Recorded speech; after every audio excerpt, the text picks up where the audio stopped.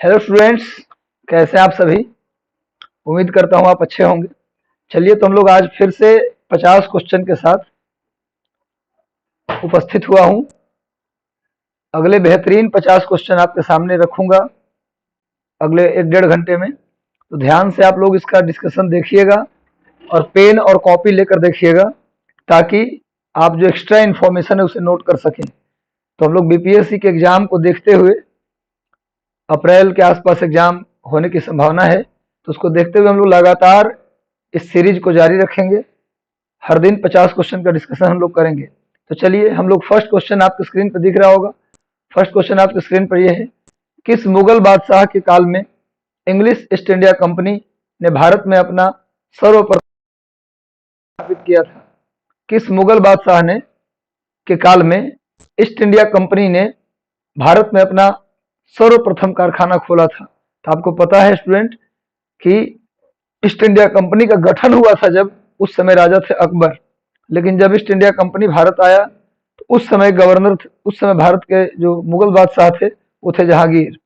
तो जब गठन हुआ था ईस्ट इंडिया कंपनी का 1600 में, उस समय भारत के सम्राट अकबर थे, लेकिन जब पहली फैक्ट्री स्थापित हुई, ईस्ट इंडिया कंपनी भारत आया, उस समय कौन थे? जहांगीर थे। यानी आंसर इसका क्या हो जाएगा? जहांगीर। किस मुगल बादशाह के काल में ईस्ट इंडिया कंपनी ने अपनी पहली कारखाना स्थापित की? तो जहांगीर के समय। ठीक है। ईस्ट इंडिया कंपनी ने अपनी पहली कारखाना 1611 में मसलीपट्टम में स्थापित किया था और दूसरा कारखाना सूरत में स्थापित किया था। पहला कारखाना मसलीपट्टम 1611 और दूसरा कारखाना 1613 में सूरत में स्थापित किया गया था। और ये दोनों का जो 1611 1613 का जो काल है, ये दोनों के दोनों जहांगीर का समय है। 1605 से लेकर 1627 ये जहांगीर का कार्यकाल है। लेकिन पूछा जाए ईस्ट इंडिया कंपनी स्थापित हुआ था उस समय भारत के सम्राट कौन थे? तो अकबर थे। इसको याद रखिएगा। चलिए हम लोग अगले प्रश्न की ओर बढ़ते हैं। अगला प्रश्न है, जब रॉलेट एक्ट पारित हुआ था उस समय भारत का वायसराय कौन था? क्वेश्चन ध्यान से पढ़िएगा। एक्चुअली हम एग्जाम हॉल में जब जाते हैं तो थोड़ा जल्दी में रहते हैं और हम लोग प्रश्न को पढ़ते नहीं है, और जल्दीबाजी में उत्तर देने के चक्कर में हमारा बहुत सारा क्वेश्चन गलत हो जाता है। जानने वाला प्रश्न भी गलती होता है, क्योंकि देखिए रिजल्ट जो है ना हमारा, एक्चुअली में हमारी तैयारी कमजोर होने के कारण नहीं रुकता, बल्कि हम एग्जाम हॉल में ज्यादा जल्दी कर देते हैं, इस वजह से भी हमारा रिजल्ट रुक जाता है। इसलिए जो 2 घंटे दिया गया है आपको, वो 2 घंटे का आप प्रॉपर यूज करेंगे, पूरा प्रश्न को ठीक से पढ़ेंगे, तब आप अच्छे से पेपर को कर पाएंगे। तो पेपर को पढ़ना है। क्वेश्चन क्या पूछ रहा है? जब रॉलेट एक्ट पारित हुआ था उस समय भारत का वायसराय कौन था? ऑप्शन ए है लॉर्ड इरविन, ऑप्शन बी है लॉर्ड रीडिंग, ऑप्शन सी है लॉर्ड चेम्सफोर्ड, ऑप्शन डी है लॉर्ड बेवेल। देखिए लॉर्ड इरविन के काल को आप जानते हैं 1926 से लेकर 1931, लॉर्ड रीडिंग 1921 से लेकर 1926, लॉर्ड चेम्सफोर्ड 1916 से लेकर 1921, लॉर्ड वेवेल का कार्यकाल जो है 1944 से लेकर 1947। तो आप देख लीजिए रॉलेट एक्ट कब पारित हुआ था। रॉलेट एक्ट के पारित होने का समय कब है? 18 मार्च 1919। 18 मार्च 1919 को रॉलेट एक्ट पारित हुआ था। 18 मार्च 1919 को रॉलेट एक्ट पारित किया गया था। 18 मार्च 1919 को। तो 1919 में कौन गवर्नर होगा? Lord Chelmsford. इसका सही उत्तर होगा लॉर्ड चेम्सफोर्ड। सबका कार्यकाल आप नोट कर लेंगे। लॉर्ड इरविन 1926 से 1931, लॉर्ड रीडिंग 1921 से 1926, लॉर्ड चेम्सफोर्ड 1916 से 1921, लॉर्ड बेवेल 1944 से 1947। तो रॉलेट एक्ट का जो पारित होने का समय था वो 18 मार्च 1919 को पारित हुआ था। रॉलेट एक्ट को महात्मा गांधी ने काला कानून कहा था, ब्लैक लॉ कहा था। रॉलेट एक्ट को बिना अपील, बिना वकील, बिना दलील का कानून भी कहा जाता है, क्योंकि इस एक्ट के तहत किसी भी व्यक्ति को शक के आधार पर गिरफ्तार करके कम से कम 2 वर्ष का जेल हो जाता था, बिना कोई सबूत के, बिना कोई केस चलाए। इसीलिए इसे बिना अपील, बिना वकील, बिना दलील का कानून भी कहा गया। कब पारित हुआ? 18 मार्च 1919 को। इसे देशद्रोह कानून भी कहा जाता है, इसे सेडिशन एक्ट भी कहा जाता है। क्लियर है? इतनी बातें आप याद रखिएगा। रॉलेट एक्ट के तहत गिरफ्तार होने वाले पहले व्यक्ति थे डॉक्टर सत्यपाल और सैफुद्दीन किचलू।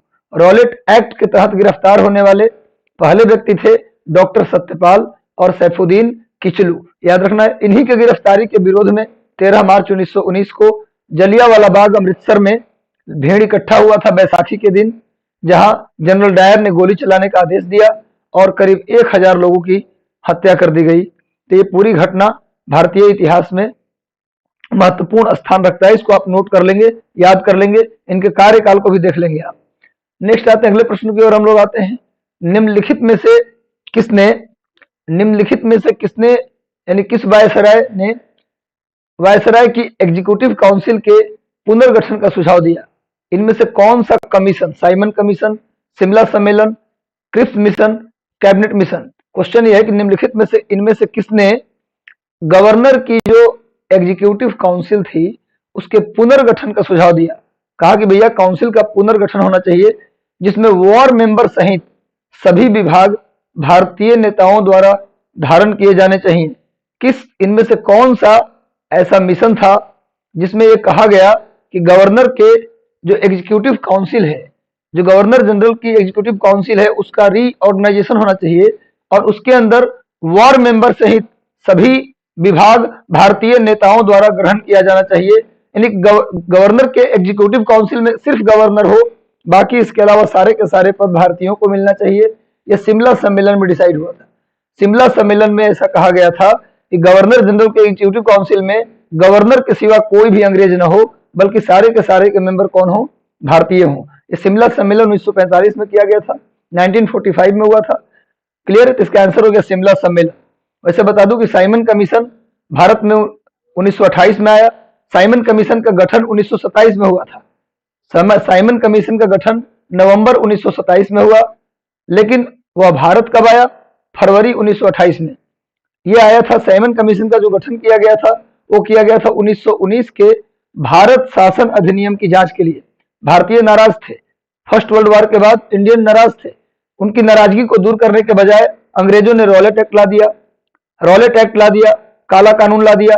इसके अलावा बिना भारतीयों से पूछे मॉन्टेग्यू चेम्सफोर्ड रिफॉर्म आ गया, एक 1919 का अधिनियम पारित कर दिया गया।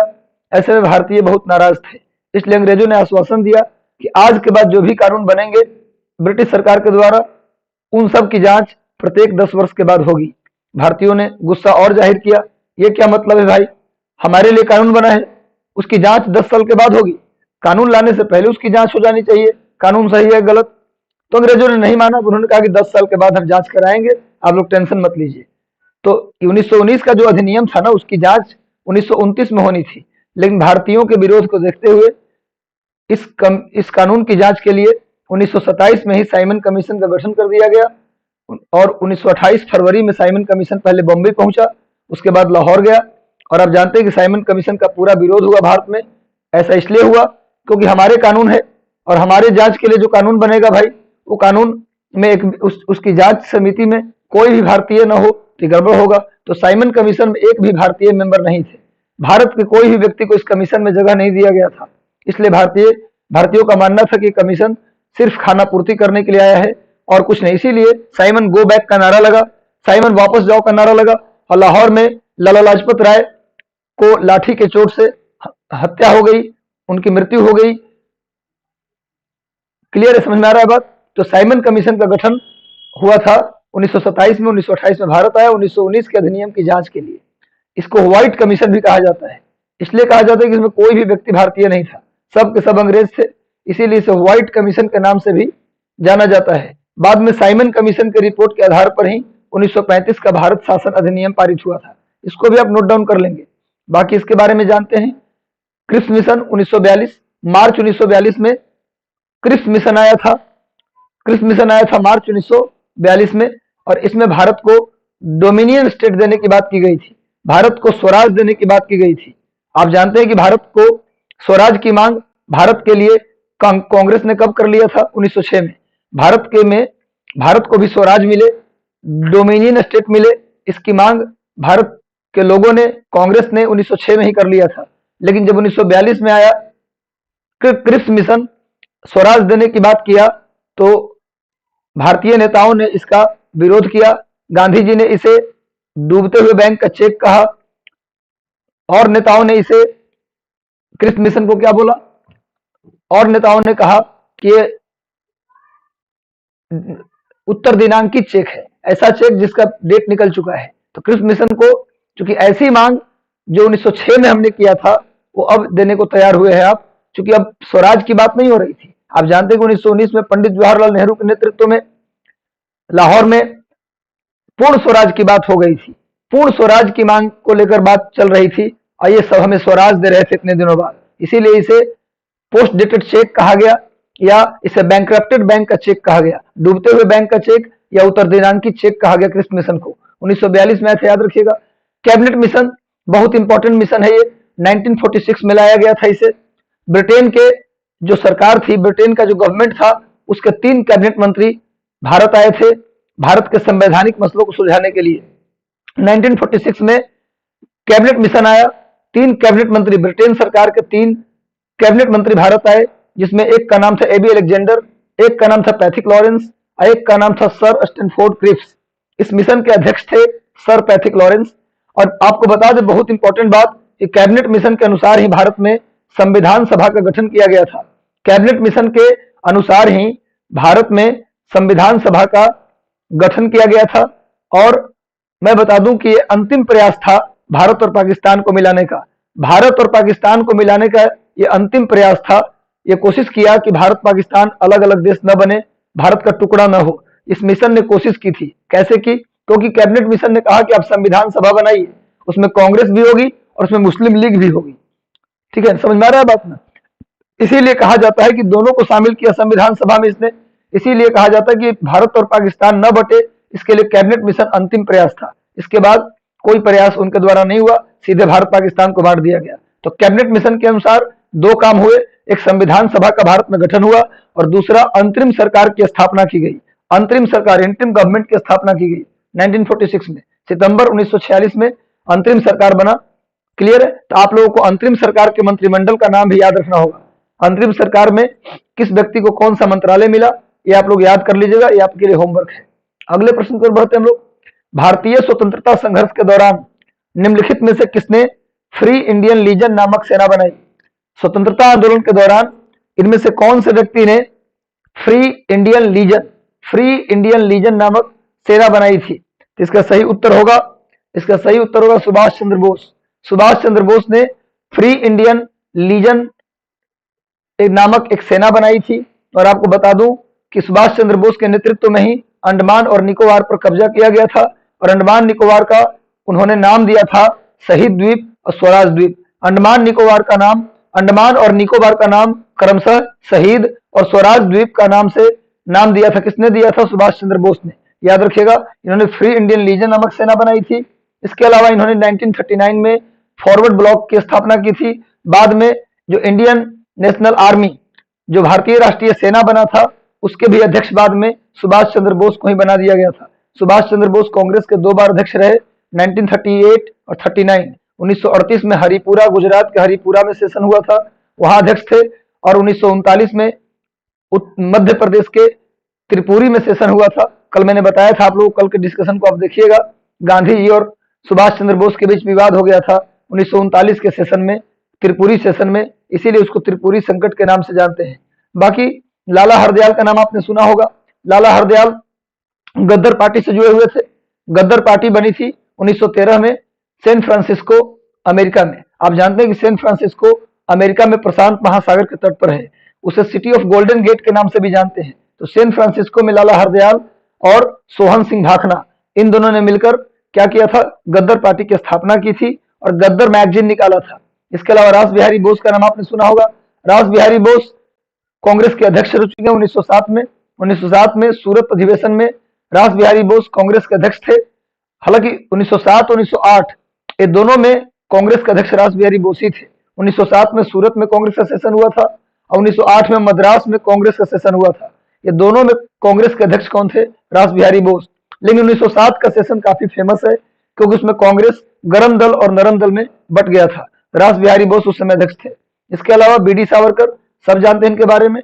बीडी सावरकर ने 1904 में महाराष्ट्र के अंदर एक क्रांतिकारी संगठन की स्थापना की थी जिसका नाम था अभिनव भारत। याद रहे, बीडी सावरकर ने नासिक के मजिस्ट्रेट जैक्सन को मारने के लिए ब्रिटेन से पिस्तौल भेजा था। उसी पिस्तौल से अनंत कन्हारे ने नासिक के मजिस्ट्रेट जैक्सन की हत्या कर दी थी। इसी केस में बीडी सावरकर को दोहरे काला पानी की सजा दी गई थी। एक काला पानी में उस समय 25 साल की सजा होती थी और दोहरा काला पानी मतलब 50 साल। यानी सावरकर को 50 साल का सजा दिया गया था और काला पानी की सजा जनरली अंडमान निकोबार के सेलुलर जेल में दी जाती थी। इसको भी आप ध्यान रखिएगा। अगले प्रश्न की ओर हम बढ़ते हैं। प्रश्न संख्या 5 आपके स्क्रीन पर यह रहा। निम्नलिखित में से किसने नाइटहुड की उपाधि को अस्वीकार कर दिया था? नाइटहुड की उपाधि मिल रहा था पर लेने से मना कर दिया था। नाइटहुड की उपाधि को लेने से मना कर दिया और भारत के लिए council of secretary of the state के पद को ग्रहण करना स्वीकार किया। मैंने कहा कि मैं नाइटहुड की उपाधि तो नहीं लूंगा, लेकिन भारत के लिए council of the secretary of the state के पद को ग्रहण करना इन्होंने स्वीकार कर लिया। वो व्यक्ति कौन थे? वो व्यक्ति थे गोपाल कृष्ण गोखले। गोखले को नाइटहुड की उपाधि मिल रही थी। जैसे आप सुने होंगे रविंद्रनाथ टैगोर को भी नाइटहुड की उपाधि दी गई थी, तो रविंद्रनाथ टैगोर की तरह गोखले को भी मिल रहा था ये उपाधि, लेकिन इस उपाधि को लेने से गोखले ने मना कर दिया और भारत के लिए council of the secretary of the state का पद ग्रहण करने को स्वीकार किया। वैसे गोखले के विषय में जान जाइए। गोपाल कृष्ण गोखले 1905 के बनारस अधिवेशन में कांग्रेस के अध्यक्ष रहे। कांग्रेस के एकमात्र बार ये अध्यक्ष रहे हैं। गोपाल कृष्ण गोखले कांग्रेस के एक बार अध्यक्ष रहे हैं 1905 में बनारस अधिवेशन में। और मैं बता दूं कि इनकी एक मैगजीन है जिसका नाम है सुधारक। गोपाल कृष्ण गोखले के पत्रिका का नाम है सुधारक। गोपाल कृष्ण गोखले ने एक संस्था बनाया था जिसका नाम था servants of India society. Servants of India society की स्थापना 1905 में ही गोपाल कृष्ण गोखले ने किया था। गोखले बनारस सेशन 1905 के अध्यक्ष थे। इनके गुरु का नाम है, गोपाल कृष्ण गोखले के राजनीतिक गुरु का नाम है महादेव गोविंद रनाडे। वैसे मैं बता दूं महात्मा गांधी के राजनीतिक गुरु भी गोपाल कृष्ण गोखले हैं। महात्मा गांधी के राजनीतिक गुरु गोपाल कृष्ण गोखले और गोपाल कृष्ण गोखले के राजनीतिक गुरु कौन थे? महादेव गोविंद रनाडे। महादेव गोविंद रनाडे को महाराष्ट्र का सुकरात भी कहा जाता है। ये वही महादेव गोविंद रनाडे ऊपर में है भी है। महादेव गोविंद रनाडे को गोपाल कृष्ण गोखले के राजनीतिक गुरु माना जाता है और गोखले किसके गुरु थे? महात्मा गांधी के गुरु थे। क्लियर है? महादेव गोविंद रनाडे को महाराष्ट्र का सुकरात कहा जाता है। इन्होंने पूना सार्वजनिक सभा और इंडियन सोशल कॉन्फ्रेंस की स्थापना की थी। पूना सार्वजनिक सभा और इंडियन सोशल कॉन्फ्रेंस की स्थापना महादेव गोविंद रनाडे ने किया था। इनकी पत्नी थी पद्माबाई रनाडे, जिन्होंने नारी शिक्षा के लिए महाराष्ट्र में बहुत सारे कार्य किए थे। क्लियर है? तीसरा ऑप्शन है, इसमें ऊपर में ऑप्शन है मोतीलाल नेहरू। इनके बारे में आप जानते हैं कि मोतीलाल नेहरू कांग्रेस के 2 बार अध्यक्ष रहे। एक बार 1919 में अमृतसर सेशन में और दूसरी बार 1928 में कलकत्ता अधिवेशन में। 2 बार मोतीलाल नेहरू कांग्रेस के अध्यक्ष रहे।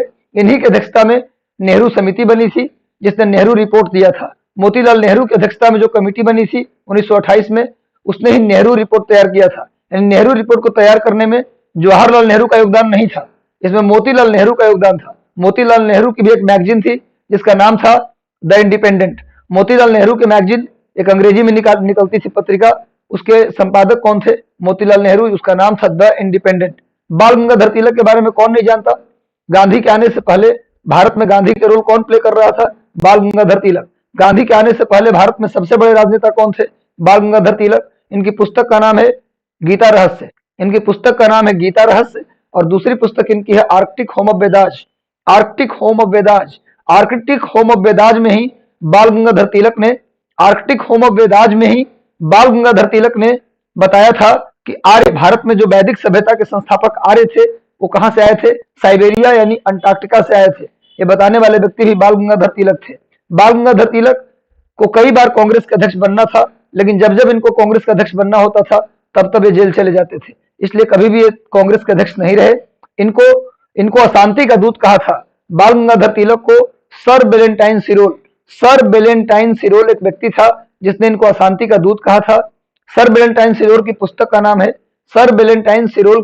नाम है इंडिया अनरेस्ट। उसी किताब में इसने बाल गंगाधर तिलक को अशांति का दूत कहा था। हालांकि इस बात को लेकर बाल गंगाधर तिलक ने सिरोल पर मानहानि का केस भी कर दिया था। तिलक की 2 मैगजीन भी है। एक मैगजीन का नाम है मराठा, दूसरे का नाम है केसरी। मराठा मैगजीन इनकी अंग्रेजी में आती थी और केसरी मैगजीन मराठी में थी। मराठा मैगजीन के संपादक थे जागरकर और केसरी मैगजीन के संपादक थे केलकर। याद रखिएगा। चलिए नेक्स्ट आते हैं अगले प्रश्न की ओर। सूची 1 को सूची 2 से मिलाना है। ये बुक दिया हुआ है या कहानी का नाम दिया हुआ है, उसको मिलाना है आपको सूची 1 को सूची 2 से। मिलाइए। बंकिम चंद्र चटर्जी शतरंज के खिलाड़ी, दीनबंधु मित्र, देवी चौधरानी, मैच कीजिए, प्रेमचंद, नील दर्पण। मिलाइए इसमें कौन किसकी किताब है। तो देखिए बंकिम चंद्र चटर्जी की पुस्तक का नाम है देवी चौधरानी। मैंने पिछले कल के डिस्कशन में बताया था कि बंकिम चंद्र चटर्जी की 3 पुस्तक है। 3 महत्वपूर्ण, वैसे तो किताबें बहुत सारी इनकी हैं, लेकिन 3 महत्वपूर्ण पुस्तक है। पहले पुस्तक का नाम है आनंद मठ, दूसरे पुस्तक का नाम है देवी चौधरानी, और तीसरी पुस्तक का नाम क्या है। पहली पुस्तक आनंद मठ, दूसरी पुस्तक देवी चौधरानी, एक और पुस्तक है मैं बताता हूं। दीनबंधु मित्र की पुस्तक है नील दर्पण। दीनबंधु मित्र ने 1860 में नील दर्पण नामक पुस्तक लिखा। और प्रेमचंद का है शतरंज के खिलाड़ी। तो मिलाइए कौन सा होगा। ए का हो गया 2, तो ए का 2, बी का हो गया कौन 3, बी का 3, ए का 2 और बी का 3, तो सी वाला आंसर हो गया। इसका सही उत्तर कौन हो जाएगा, सी। क्लियर है। तो बंकिम चंद्र चटर्जी का आनंद मठ किताब से ही लिया गया है क्या, वंदे मातरम लिया गया है। क्लियर है।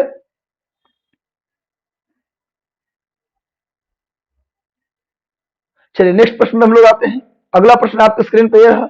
निम्नलिखित में से किसने इंडियन नेशनल कांग्रेस की नरम दल की राजनीति की व्यवस्थित आलोचना की। देखिए एक्चुअली क्या होता था कि एक व्यक्ति थे जिनका नाम था अरविंद घोष गरम दल से संबंधित थे, और ये नरम दलियों से खासे परेशान रहते थे। नरम दलियों की जो राजनीति थी उससे काफी ये परेशान होते थे। इसलिए इन्होंने, अरविंद घोष साहब ने, जो नरमदली राजनीति थी उससे परेशान थे, अतः चिट्ठी लिख करके नरमदलियों की इन्होंने आलोचना की थी। चिट्ठी लिखते थे और उनकी आलोचना किया करते थे। वो जो चिट्ठी थी ना, अरविंद घोष के द्वारा लिखी गई जो चिट्ठी थी, अरविंद घोष ने जो चिट्ठी लिखी थी, उस चिट्ठी का जो संग्रह है उसी को बोलते हैं new lamp for old. Congress के जो नरम दल, जो मॉडरेट सेक्शन था, उसकी वो आलोचना किया करते थे चिट्ठी के माध्यम से। उन चिट्ठियों को कंपाइल करके एक बुक में बदल दिया गया। उस बुक का नाम है new lamp for old. Arvind Ghosh Garam Dal संबंधित थे। रमेश चंद्र दत्त ने कांग्रेस का आर्थिक इतिहास लिखा, भारत का आर्थिक इतिहास लिखा, economic history of India, economic history of Congress Ramesh Chandra Dutt ने लिखा। सर सैयद अहमद खां के बारे में आप जानते हैं। सर सैयद अहमद खां अलीगढ़ मुस्लिम आंदोलन के, अलीगढ़ मुस्लिम मूवमेंट, इनके द्वारा चलाया गया था। बी राघवाचारी द हिंदू पत्रिका से जुड़े हुए थे। B Raghavachari the Hindu magazine से जुड़े हुए थे। इनके बारे में आप समझ लिए। नेक्स्ट आइए अगले प्रश्न पे हम लोग आते हैं। निम्नलिखित में से किसने भारत के अंग्रेजी उपनिवेश नियंत्रण की आलोचना की। किसने भारत में अंग्रेजी उपनिवेश के नियंत्रण की आलोचना की और उनके लिए अन ब्रिटिश शब्द का प्रयोग किया। एक बुक का नाम स्टूडेंट्स आप सुने होंगे, poverty of un British rule in India. एक बुक का नाम आपने सुना है, तो उसमें अन ब्रिटिश शब्द आ रहा है। ये किताब लिखी गई थी दादा भाई नौरोजी के द्वारा। अन ब्रिटिश रूल शब्द का प्रयोग किया गया था। तो आंसर क्या हो जाएगा इसका, सी, दादा भाई नौरोजी। इनकी किताब का नाम था poverty of un British rule in India. दादा भाई नौरोजी की 2 मैगजीन भी थी। एक मैगजीन का नाम था वॉइस ऑफ इंडिया और दूसरी मैगजीन का नाम था रफ्त गुफ्तार। दादा भाई नौरोजी 3 बार कांग्रेस के अध्यक्ष रह चुके हैं। एक बार कांग्रेस के तीसरे सेशन 1887 में, दूसरी बार कलकत्ता में, और दूसरी बार लाहौर में और तीसरी बार कलकत्ता में। कलकत्ता ऐसे याद रखिएगा, सॉरी, दादा भाई नौरोजी से एक चीज गलत बता दिया आप लोगों को। दादा भाई नौरोजी कांग्रेस के सेकंड सेशन में अध्यक्ष थे। दादा भाई नौरोजी कांग्रेस के सेकंड सेशन जो था 1885 में, 1886 में। आप जानते हैं कांग्रेस की स्थापना 1885 में हुआ था। ये कांग्रेस के दूसरे सेशन के अध्यक्ष थे। यानी 1886 में कलकत्ता में सेशन हुआ था, उसके अध्यक्ष थे। फिर 1893 में लाहौर में सेशन हुआ, उसके अध्यक्ष थे। फिर 1906 में कहां सेशन हुआ, 1906 में कलकत्ता में सेशन हुआ, उसके भी अध्यक्ष थे। यानी कांग्रेस के 3 बार अध्यक्ष रहे दादा भाई नौरोजी। 1906 में जब कलकत्ता में कांग्रेस के अध्यक्ष बने, उस समय पहली बार कांग्रेस में स्वराज शब्द का प्रयोग किया गया था। अंग्रेजों से पहली बार स्वराज मांगी गई थी। क्लियर है, समझ में आ गया बात आपको। बदरुद्दीन तैयब जी कांग्रेस के पहले मुस्लिम अध्यक्ष थे।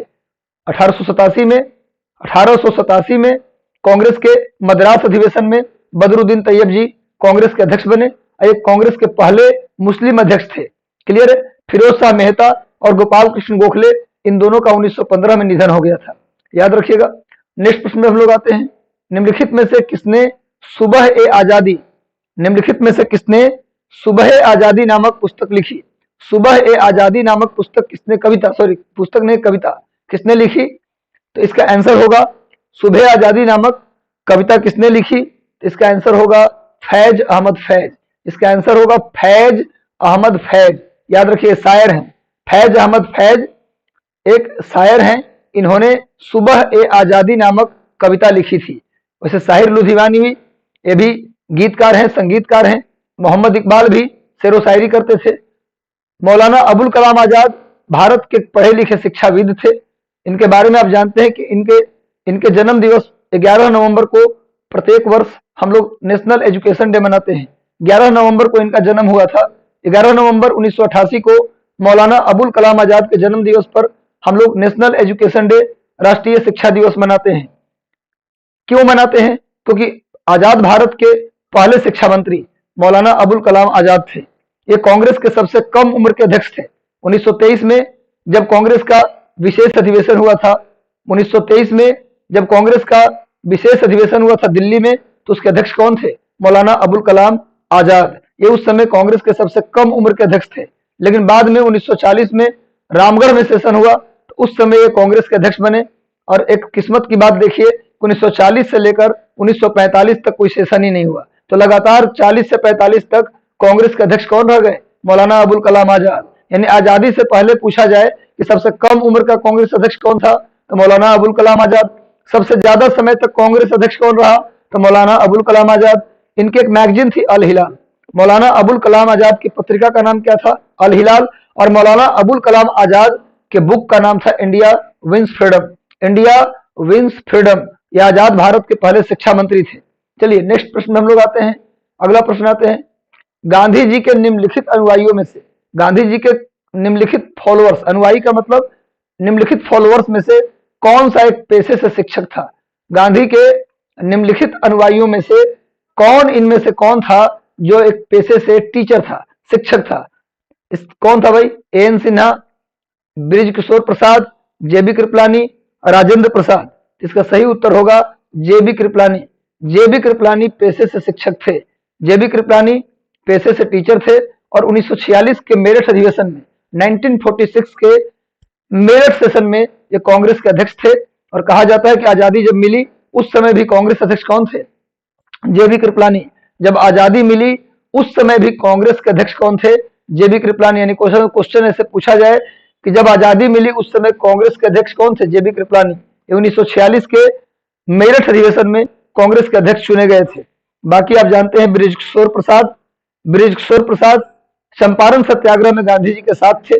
चंपारण सत्याग्रह में महात्मा गांधी जी के साथ कौन थे? ब्रिज किशोर प्रसाद। इन्हीं की सुपुत्री थी प्रभावती देवी। ब्रिज किशोर प्रसाद की सुपुत्री कौन थी? प्रभावती देवी, जो भारत छोड़ो आंदोलन में बढ़ चढ़कर हिस्सा ली थी। प्रभावती देवी जयप्रकाश नारायण की पत्नी थी। ब्रिज किशोर प्रसाद के दामाद थे कौन? जयप्रकाश नारायण। ब्रिज किशोर प्रसाद की बेटी थी प्रभावती देवी, जिन्होंने पटना से आंदोलन में भाग लिया था। और प्रभावती देवी के पति का नाम था क्या? जयप्रकाश नारायण, जो भारत छोड़ो आंदोलन में बड़ा योगदान दिए थे। नेपाल की तराई में आजाद दस्ते का निर्माण भी जयप्रकाश नारायण ने किया था। आजादी के बाद भी उन्होंने संपूर्ण क्रांति का नारा दिया और इमरजेंसी के समय जेल जाने का काम किया। तो ये सब योगदान था इनका। राजेंद्र प्रसाद के बारे में जानते हैं आप कि संविधान सभा के पहले स्थायी अध्यक्ष, संविधान सभा के स्थायी अध्यक्ष थे। इसके अलावा भारत के पहले राष्ट्रपति बने। 1934 के बंबई अधिवेशन में ये कांग्रेस के अध्यक्ष रहे। 1934 के बंबई सेशन में ये कांग्रेस के अध्यक्ष चुने गए। चलिए अगले प्रश्न की ओर आते हैं हम लोग। निम्नलिखित में से कौन एक जनरल अबुल कलाम आजाद द्वारा प्रकाशित हुआ? अभी बताएं आप, पिछला क्वेश्चन में ये चर्चा किया है मैंने। अबुल कलाम आजाद द्वारा इनमें से कौन सी मैगजीन प्रकाशित होती थी? तभी तो बताया है अल हिलाल। अबुल कलाम आजाद द्वारा कौन सी मैगजीन प्रकाशित होती थी? अल हिलाल। याद रखिएगा आप, अल हिलाल। और इनकी बुक का नाम था India wins freedom. India wins freedom. ये भारत के पहले शिक्षा मंत्री थे, इसीलिए 11 नवंबर को इनके जन्म दिवस पर हम लोग क्या मनाते हैं, नेशनल एजुकेशन डे। कॉमरेड जो मैगजीन है, कॉमरेड जो मैगजीन है, वो मैगजीन किनकी है, मौलाना मोहम्मद अली का। ये भी नोट कर लीजिए, अल हिलाल अबुल कलाम आजाद का, कॉमरेड मौलाना मोहम्मद अली। कॉमरेड किसका है, मौलाना मोहम्मद अली।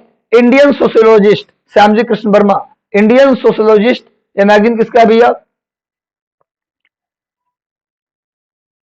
श्यामजी कृष्ण वर्मा। लेकिन बाद में एक किताब भी इंडियन सोशलिस्ट नाम से लिखा गया था। चलिए आगे आते हैं, नेक्स्ट प्रश्न में हम लोग आते हैं।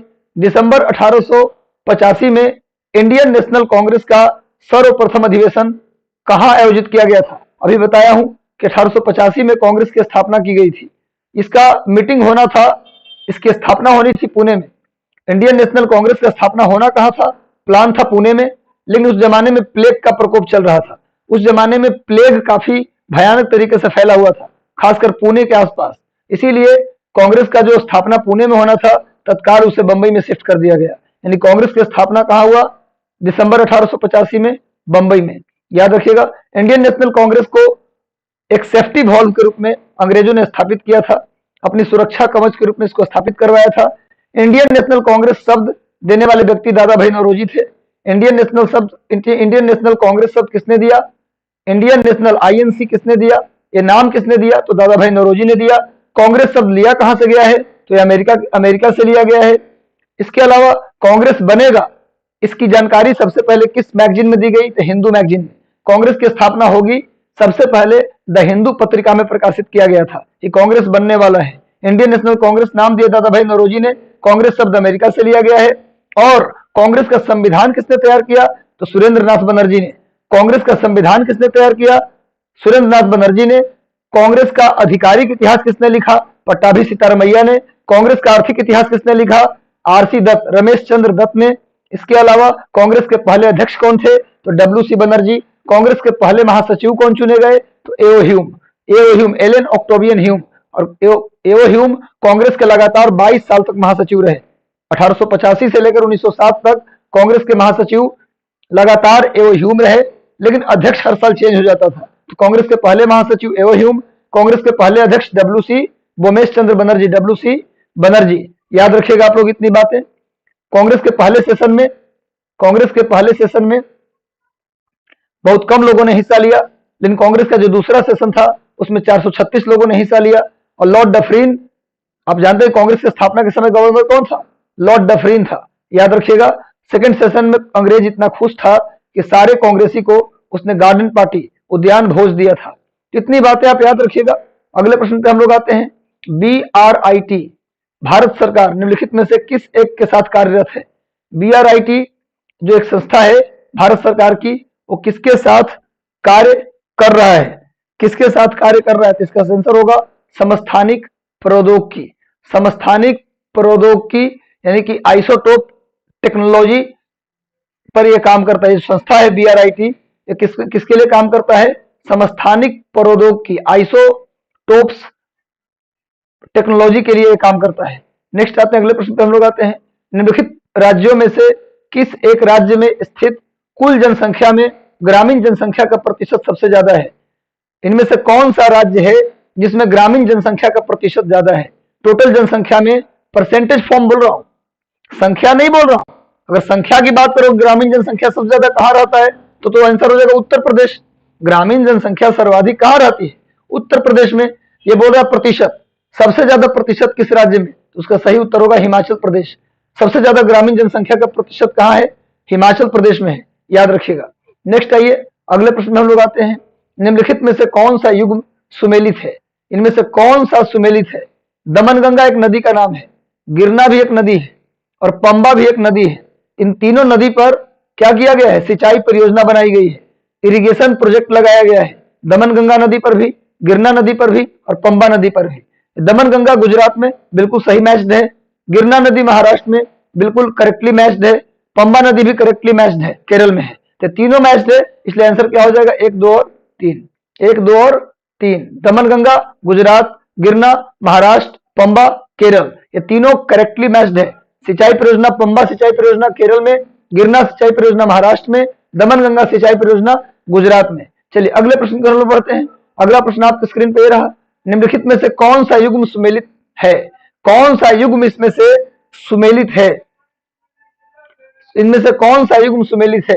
पहला है कपिल धारा जलप्रपात, दूसरा है योग जलप्रपात और तीसरा है शिव समुद्रम जलप्रपात। तीसरा है शिव समुद्रम जलप्रपात।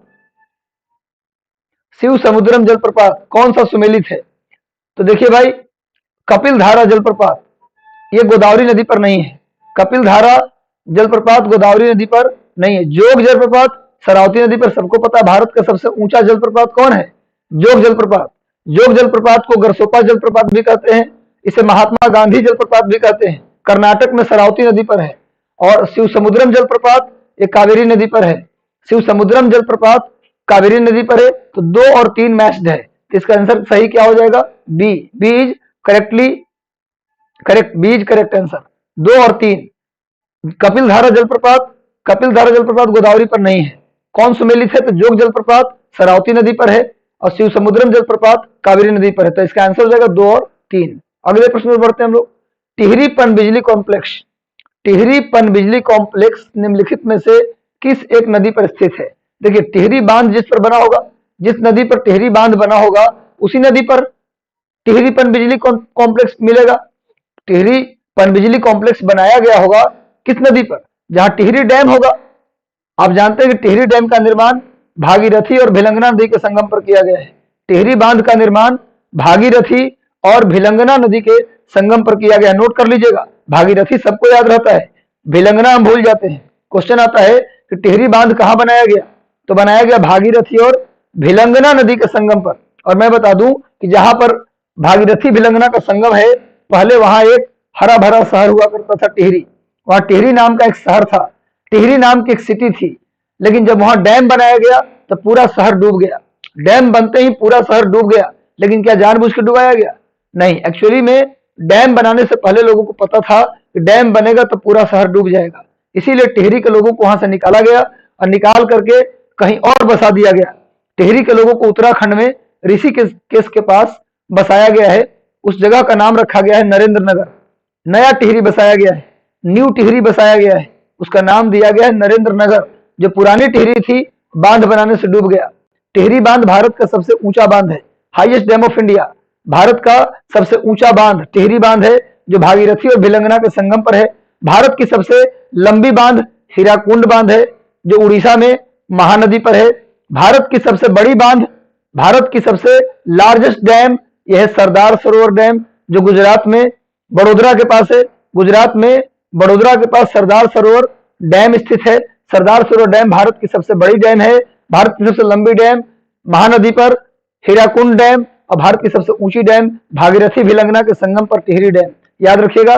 वैसे अलकनंदा नदी सतोपंथ ग्लेशियर से निकलती है। अलकनंदा नदी सतोपंथ ग्लेशियर से निकलती है, याद रखिएगा। मंदाकिनी नदी अलकनंदा की ट्रिब्यूटरी है। धौली गंगा भी अलकनंदा की ट्रिब्यूटरी है। जहां पर धौली गंगा अलकनंदा से मिलती है ना, उसे बोला जाता है विष्णु प्रयाग। जहां पर मंदाकिनी मिलती है अलकनंदा से, उसको बोला जाता है रुद्र प्रयाग। जहां पर पिंडार मिलती है, एक नदी और है पिंडार, याद रखिएगा, पिंडार मिलती है अलकनंदा से, उसको बोलते हैं कर्ण प्रयाग। जहां नंदका मिलती है अलकनंदा से, उसे बोला जाता है नंद प्रयाग। और जहां पर भागीरथी मिल जाती है अलकनंदा से आकर, तो उसे बोला जाता है देव प्रयाग। इन सबको आप नोट कर लीजिएगा। अगले प्रश्न पर बढ़ते हैं हम लोग। छत्तीसगढ़ राज्य में निम्नलिखित में से कौन सी खनिज प्राकृतिक रूप में मिलते हैं? इनमें से कौन कौन सा ऐसा मिनरल्स है जो छत्तीसगढ़ में नेचुरली पाया जाता है? छत्तीसगढ़ में नेचुरली पाया जाता है, इनमें से कौन कौन सा? मैग्नीज, बॉक्साइड बिल्कुल मिलता है वहां, डोलोमाइट मिलता है, कैल्शियम का और है, बॉक्साइड एल्युमिनियम का और है, डोलोमाइट कैल्शियम का और है। आपने पढ़ा होगा 9th-10th क्लास में मेटल नॉन मेटल, उसमें पढ़े होंगे आप बॉक्साइड, कोरंडम, क्रायोलाइट, ये एल्युमिनियम का अयस्क है, एल्युमिनियम का और है। डोलोमाइट कैल्शियम का और है। लोहा अयस्क आप जानते हैं, हेमेटाइट, मैग्नेटाइट, सिडेराइट, ये लोहा का अयस्क है। टीन आप जानते हैं केवल छत्तीसगढ़ में ही मिलता है, तो बॉक्साइड भी छत्तीसगढ़ में मिलता है, डोलोमाइट भी छत्तीसगढ़ में मिलता है, और लोहा भी छत्तीसगढ़ में मिलता है। कहां मिलता है? तो लोहा छत्तीसगढ़ में 2 स्थान पर मिलता है, नोट कर लीजिएगा। लोहा छत्तीसगढ़ में 2 जगह पर मिलता है, एक है बैलाडीला, एक का नाम है बैलाडीला और दूसरे का नाम है धल्ली रजहरा। ये दोनों जगह पर भारी मात्रा में लोहा मिलता है। ये दोनों स्थान छत्तीसगढ़ में है। और टीन के बारे में बता दूं कि टीन इंडिया में कहीं मिलता ही नहीं है। टीन इंडिया में कहीं मिलता ही नहीं, केवल छत्तीसगढ़ में मिलता है। तो टीन के मामले में छत्तीसगढ़ का मोनोपोली है। छत्तीसगढ़ का जो बस्तर का पठार है वहां भारी मात्रा में टीन पाया जाता है, भारी मात्रा में टीन। और केवल टीन इंडिया में छत्तीसगढ़ में ही मिलता है, और किसी राज्य में टीन मिलता ही नहीं है। आयरन कहाँ मिलता है छत्तीसगढ़ में? बैलाडीला और धल्ली रजहरा में मिलता है। बॉक्साइड और डोलोमाइट भी छत्तीसगढ़ में मिलता है, पर इन दोनों की तुलना में कम मिलता है। डोलोमाइट किसका और है? कैल्शियम का। बॉक्साइड एल्युमिनियम का। नोट कर लीजिएगा। इसलिए इसका आंसर हो जाएगा 1 2 3 4। इसका सही उत्तर क्या हो जाएगा? 1 2 3 4 डी, 18 का डी। ये सभी मिलते हैं छत्तीसगढ़ में नेचुरली। अगले प्रश्न को हम लोग बढ़ते हैं। अगला प्रश्न 19 नंबर क्वेश्चन पढ़िए। 19 नंबर क्वेश्चन पढ़िए। 19 नंबर क्वेश्चन क्या कह रहा है? निम्नलिखित कथनों पर विचार कीजिए, निम्नलिखित कोटेशंस पर विचार कीजिए। पहला कोटेशन क्या है? चिकमंगलूर। चिकमंगलूर जिला है कर्नाटक का, कर्नाटक का एक डिस्ट्रिक्ट है जो शर्करा उत्पादन, शर्करा का मतलब चीनी, जो चीनी शुगर उत्पादन के लिए विख्यात है। बिल्कुल गलत उत्तर है। चिकमंगलूर कॉफी के लिए जाना जाता है। आपको बता दें कि भारत में पहली बार कॉफी का उत्पादन कर्नाटक में हुआ था, और कर्नाटक में भी कर्नाटक के चिकमंगलूर जिले में हुआ था। पहली बार भारत में कॉफी का उत्पादन कर्नाटक के चिकमंगलूर जिले में हुआ था, और बड़े पैमाने पर चिकमंगलूर में कॉफी की खेती होती है। किसकी खेती होती है? बड़े पैमाने पर यहाँ कॉफी की खेती होती है, ना कि चीनी। इसलिए पर पहला कोटेशन बिल्कुल गलत है। दूसरा, मांड्या, मांड्या कॉफी के लिए विख्यात है। नहीं, ये उल्टा दिया हुआ है। मांड्या जो है शुगर मिल है, यहाँ पर मांड्या में शुगर मिल है, शुगर मिल के लिए विख्यात है। यानी कहने का मतलब दोनों एक दूसरे का उल्टा दे दिया था। न तो एक सही है और न ही दो सही है। इसका आंसर हो जाएगा डी, ना तो एक ना ही दो। मांड्या चीनी के लिए प्रसिद्ध है, मांड्या शुगर के लिए प्रसिद्ध है, और चिकमंगलूर कॉफी के लिए प्रसिद्ध है। पहली बार इंडिया में कॉफी कहाँ उगाया गया था? कर्नाटक के चिकमंगलूर जिले में ही। और आपको बता दूं कि भारत में कॉफी का सबसे बड़ा उत्पादक कर्नाटक राज्य है। भारत में कॉफी का सबसे बड़ा उत्पादक, कॉफी, रेशम और मक्का, कॉफी, रेशम और मक्का, यानी कि कॉफी, सिल्क एंड मेज, ये तीनों के उत्पादन में कर्नाटक का पहला स्थान है। नोट कर लीजिएगा आप लोग। नेक्स्ट आते हैं अगले प्रश्न पर। तपोवन और विष्णुगढ़, तपोवन और विष्णुगढ़ जल विद्युत परियोजना किस राज्य में स्थित है? इसका पहला ऑप्शन है मध्य प्रदेश, दूसरा उत्तर प्रदेश, तीसरा उत्तराखंड, चौथा राजस्थान। इसका सही उत्तर होगा उत्तराखंड। तपोवन और विष्णुगढ़ जल विद्युत परियोजना उत्तराखंड में है, याद रखिएगा। नेक्स्ट आइए अगले प्रश्न पर हम लोग आते हैं। भारत में कुल कितने राज्य हैं जो समुद्र के तट को छूते हैं?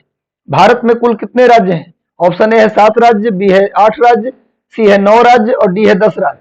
भारत में कुल 9 राज्य हैं जो समुद्र के तट को छूते हैं, यानी 21 के आंसर सी होगा। इसको आप लोग याद कर लीजिए। भारत में कुल 9 राज्य हैं जो समुद्र के तट को छूते हैं। 9 राज्य कौन कौन? क्रम से अगर देखिएगा तो आप चलिए सबसे उत्तर में बंगाल, उसके बाद उड़ीसा, उसके बाद आंध्र प्रदेश, उसके बाद तमिलनाडु, उसके बाद केरला, उसके बाद कर्नाटक, उसके बाद गोवा, उसके बाद महाराष्ट्र, उसके बाद गुजरात। भारत में कुल कितने राज्य हैं? 9 राज्य हैं। कौन कौन? बंगाल, उड़ीसा, आंध्र प्रदेश, तमिलनाडु, केरल, कर्नाटक, गोवा, महाराष्ट्र और गुजरात। ये टोटल 9 राज्य का नाम मैंने लिया। ये सभी राज्य समुद्र को छूते हैं। और मैं आपकी जानकारी के लिए बता दूं कि भारत में अगर देखा जाए, केवल राज्य की बात करें, हम केवल स्टेट की बात करें, तो भारत में तटरेखा की कुल लंबाई 6100 किलोमीटर है। भारत में तटरेखा, कोस्टल लाइन की जो टोटल लेंथ है वो 6100 किलोमीटर है। अगर इसमें आइलैंड को भी शामिल कर लीजिए, यानी अंडमान निकोबार, लक्षद्वीप, न्यू मेरे द्वीप, गंगा सागर द्वीप, अलियाबेट द्वीप, खड़िया बेट द्वीप, एलिफेंटा द्वीप, इन आइलैंड्स जो भारत के कब्जे में है, इन सबको भी शामिल कर लें, तब भारत में तटरेखा की कुल लंबाई हो जाता है 7516 किलोमीटर। 7516 किलोमीटर। और केवल हम तट की बात करें, आइलैंड को छोड़ दें, तो 6100 किलोमीटर इसकी कुल लंबाई है। सबसे लंबी तटरेखा गुजरात की है, नोट कर लीजिएगा। दूसरे नंबर पे आंध्र प्रदेश की सबसे लंबी तटरेखा गुजरात की, और दूसरे नंबर पे सबसे लंबी तटरेखा आंध्र प्रदेश की, और सबसे छोटी तटरेखा गोवा की। सबसे छोटी तटरेखा किसकी है? गोवा की। ऐसे बता दें कि सभी तटों का अलग अलग नाम भी है।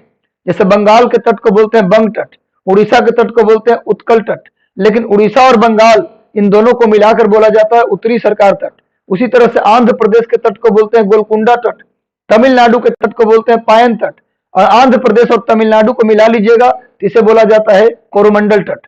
इसके बाद केरल के तट को बोलते हैं मालाबार तट, कर्नाटक के तट को बोलते हैं कन्नड़ तट, गोवा और महाराष्ट्र दोनों को मिलाकर बोलते हैं कोंकण तट। गुजरात में दो तट है, ऊपर वाले को, उत्तर वाले को बोला जाता है कक्ष तट और दक्षिण वाले को बोला जाता है काठियावाड़ तट। तो ये तटरेखा आप लोग याद कर लीजिएगा। इन तटों पर कई सारे बंदरगाह भी हैं। भारत में कुल 200 बंदरगाह हैं। छोटे बड़े मिलाकर भारत में कितने बंदरगाह हैं? 200। उसमें से बड़ा बंदरगाह कितना है वर्तमान में? 14। पूछा जाए भारत में बड़े बंदरगाहों की संख्या कितनी है? 14 है। इसमें से सबसे ज्यादा बंदरगाह महाराष्ट्र और तमिलनाडु में है। महाराष्ट्र में 3 और तमिलनाडु में 3 और बाकी राज्यों में 1-1, यानी कुल मिलाकर बड़े बंदरगाहों की संख्या कितनी है? टोटल कितनी है? 14। इसको नोट कर लीजिएगा। अगले प्रश्न की ओर बढ़ते हैं हम लोग। अगला प्रश्न आपके स्क्रीन पे ये रहा। सूची 1 को सूची 2 से सुमेलित करना है। बोर्ड है, मुख्यालय है, ये तो आप मिला देंगे वैसे भी गेस करके। कॉफी, कॉफी बोर्ड को किससे मिलाएंगे आप? कॉफी बोर्ड जो है उसको किससे मिलाएंगे आप? मिलाइए। कॉफी बोर्ड कहां होगा बताइए? अभी बताया कि सबसे ज्यादा कॉफी कहां होता है? कर्नाटक में, तो बेंगलुरु से मिला दीजिए। सबसे ज्यादा कॉफी कहां होता है? कर्नाटक में, तो किससे मिला दीजिएगा इसको? बेंगलुरु से मिला दीजिएगा। क्लियर है? बेंगलुरु। दूसरा है रबड़ बोर्ड। रबड़, आप खुद बताइए रबड़ सबसे ज्यादा कहां होता है? केरला में। रबड़ सबसे ज्यादा कहां होता है जी? केरला में। किससे मिला दीजिएगा इसको? कोट्टयम से मिला दीजिएगा। कोट्टयम से मिला दीजिएगा। चाय बोर्ड, चाय कहां होता है सबसे ज्यादा? असम में। तो इसमें असम का तो कोई एग्जाम्पल है नहीं, लेकिन असम के आसपास कोलकाता है, तो चाय बोर्ड का मुख्यालय कहां होगा? कोलकाता में। रटिए मत। देखो प्रश्न, देखो कभी कभी क्या होता है ना कि हम लोग प्रश्न बिल्कुल जानते हैं तो उसका उत्तर करते हैं, लेकिन कभी कभी ऐसा भी होता है कि हम प्रश्न को नहीं जानते हैं लेकिन प्रश्न के ऊपर रुकेंगे, कुछ देर तक रुकेंगे, ज्यादा घबराएंगे नहीं, आराम से देखेंगे तो आपको आपका आंसर मिल जाएगा कि इसका आंसर क्या होना चाहिए। तो कॉफी कर्नाटक में तो बेंगलुरु से मिला दो, रबड़ बोर्ड कोट्टयम से मिला दो, चाय बोर्ड कलकत्ता से मिला दो और तंबाकू बोर्ड को गुंटूर से मिला दो। वैसे बता दें कि तंबाकू अनुसंधान संस्थान है ना, central tobacco research institute, central tobacco research institute Rajahmundry में है, आंध्र प्रदेश के राजमुंद्री में। गुंटूर भी आंध्र प्रदेश में ही पड़ता है, गुंटूर भी आंध्र प्रदेश का हिस्सा है। तो तंबाकू बोर्ड गुंटूर में और तंबाकू अनुसंधान संस्थान का है तो राजमुंद्री में, याद रखिएगा। चलिए तो ये मैच हो गया, तो इसका आंसर क्या हो जाएगा? बी। बी जो है करेक्टली मैच्ड है। बी क्या है इसका? करेक्टली मैच्ड आंसर होगा। चलिए नेक्स्ट प्रश्न पे हम लोग आते हैं। निम्नलिखित में से किस एक में राष्ट्रीय उद्यान की संख्या सबसे अधिक है? इनमें से कौन, इनमें जो दिया हुआ है उसमें पूछ रहा है, इनमें से किस एक में राष्ट्रीय उद्यान की संख्या सबसे ज्यादा है? इसमें सबसे ज्यादा राष्ट्रीय उद्यान का आंसर क्या हो जाएगा? अंडमान निकोबार। इनमें सबसे ज्यादा राष्ट्रीय उद्यान, नेशनल पार्क, सबसे ज्यादा नेशनल पार्क अंडमान निकोबार में है। इनमें से, क्योंकि इनमें से पूछा है इसलिए आंसर हो जाएगा अंडमान और निकोबार। अगले प्रश्न की ओर बढ़ते हैं हम लोग। राजीव गांधी राष्ट्रीय उड़ान संस्थान, राजीव गांधी राष्ट्रीय उड़ान संस्थान कहाँ है? इसका सही उत्तर होगा महाराष्ट्र में। राजीव गांधी राष्ट्रीय उड़ान संस्थान कहाँ है? महाराष्ट्र में। फैक्चुअल है, इसको आप लोग याद रखिएगा। नेक्स्ट आते हैं।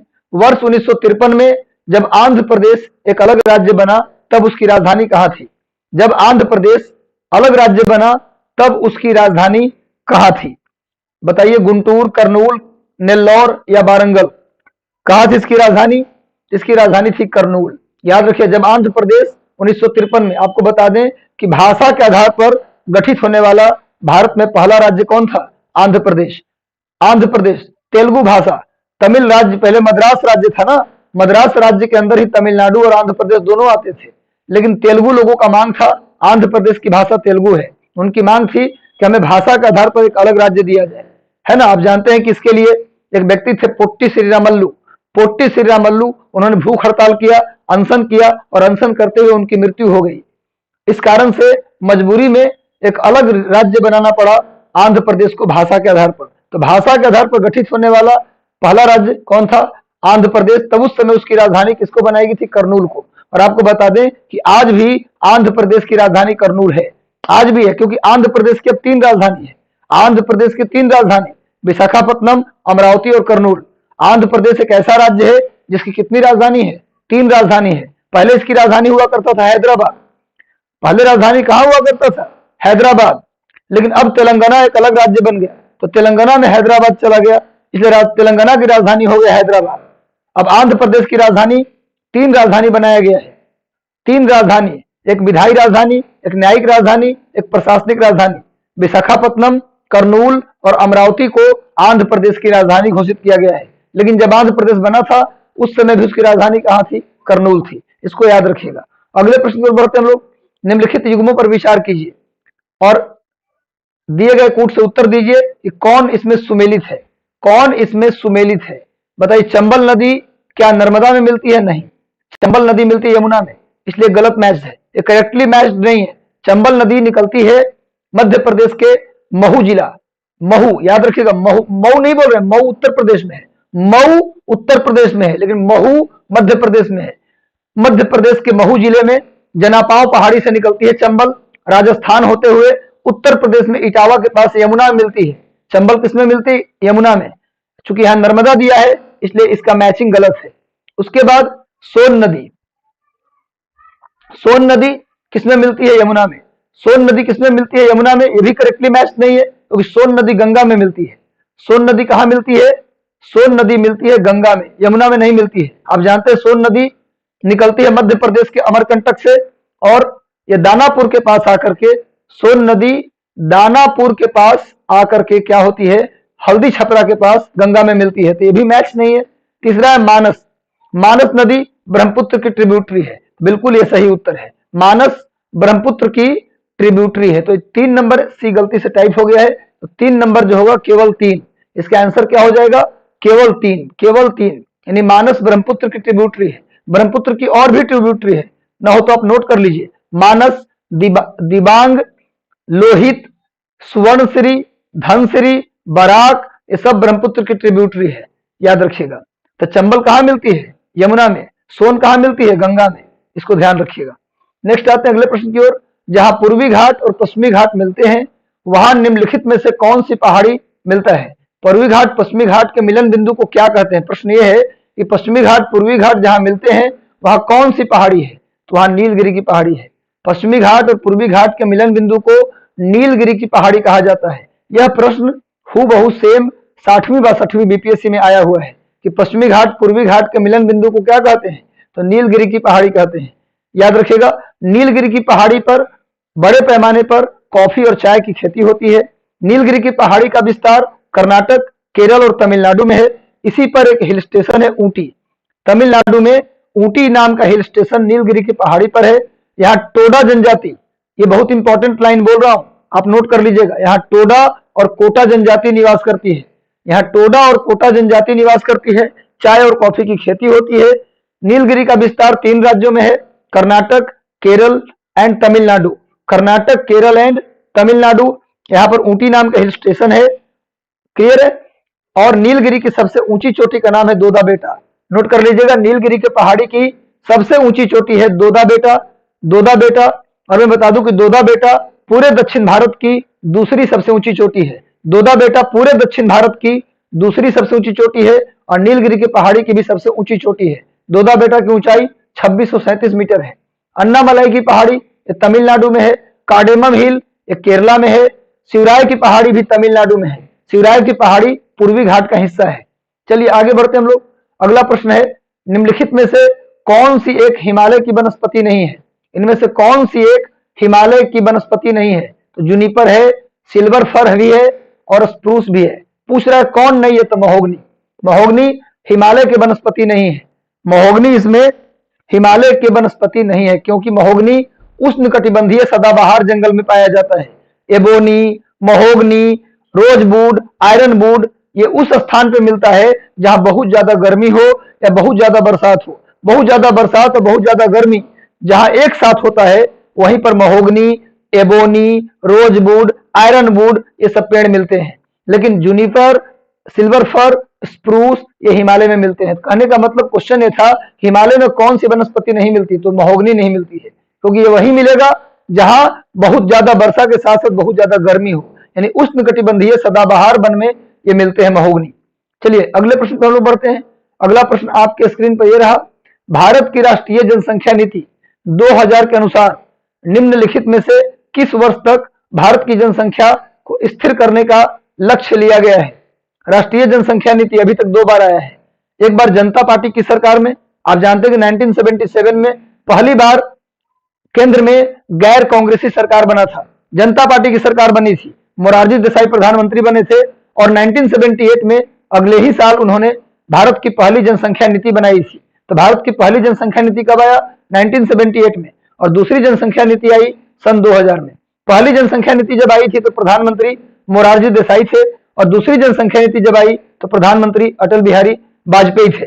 तो जो दूसरी जनसंख्या नीति जो आई उसमें जनसंख्या को स्थिर करने का लक्ष्य रखा गया था, पहले तो 2070 तक, पहले इसको रखा गया था 2070 तक, लेकिन बाद में इसी नीति के तहत 2070 से घटाकर 2045 कर दिया गया।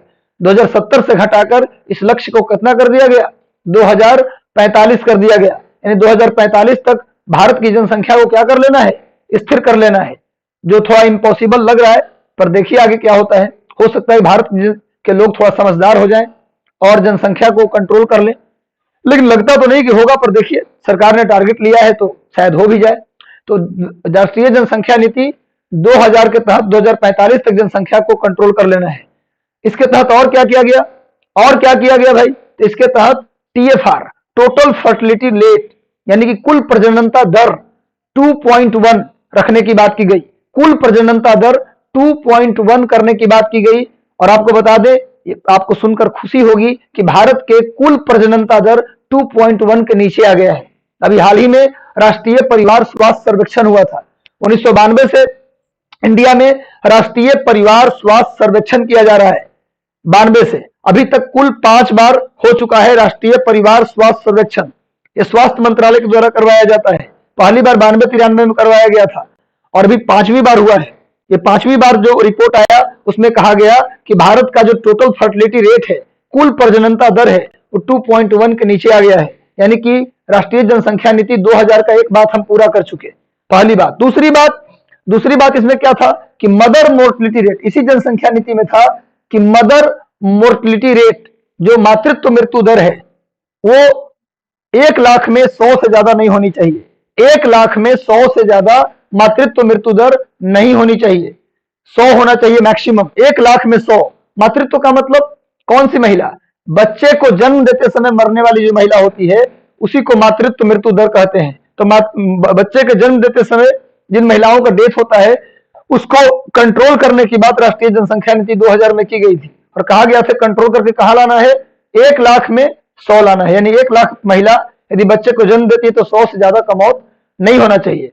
उसी तरह से इन्फेंट मोर्टिलिटी रेट, यानी शिशु मृत्यु दर को भी कहा गया कि भैया इसको 30 प्रति हजार पे लाना है। ये 3 टारगेट लिए गए जनसंख्या नीति 2000 में।